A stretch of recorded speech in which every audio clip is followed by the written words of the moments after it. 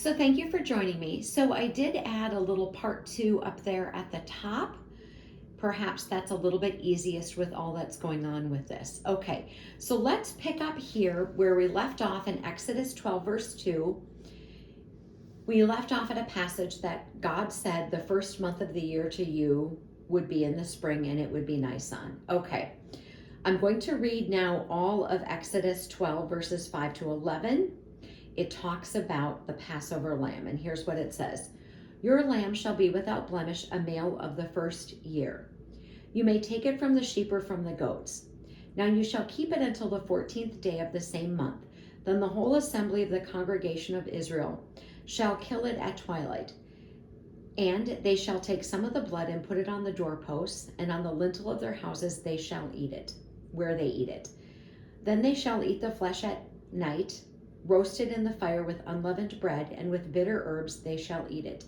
Do not eat it raw, nor boiled at all with water, but roast it in fire, its head with its legs and its entrails.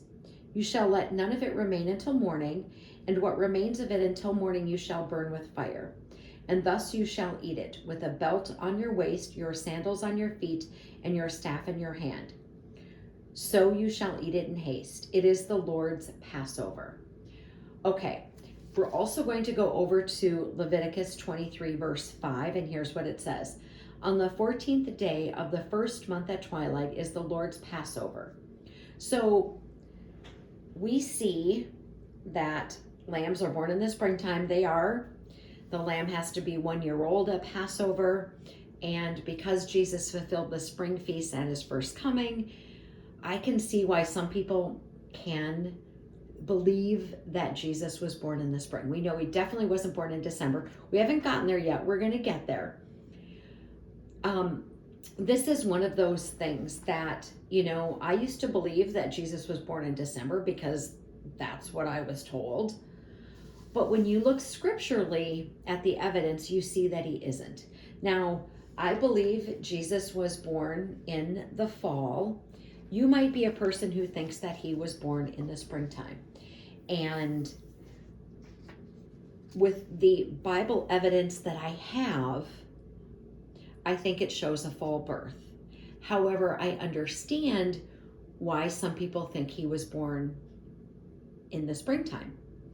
And so as we kind of, look at this and look at all of the scriptural evidence, if you have something that you want to add, then please add it in the comments below or email me at messagewps@gmail.com. Okay, now we're going to skip over here to John the Baptist and Jesus. So they are cousins. They are 6 months in age difference. So I sort of have the John the Baptist, Jesus genealogy stuff, that's sort of in purple, okay? Now, John the Baptist, his parents were Elizabeth and Zacharias, and Elizabeth and Mary are cousins. So we've got some things that we need to look at here. Okay, so in Luke, this is the gospel that we're in looking for the birth of Jesus. In Luke 1 verse 5, it says this, and we're not doing all of verses 1 through 23 for time purposes. We can't do that. But in Luke 1 verse 5, here's what it says. There was in the days of Herod, the king of Judea, a certain priest named Zacharias, of the division of Abijah, Abijah. His wife was the daughter of Aaron, and her name was Elizabeth.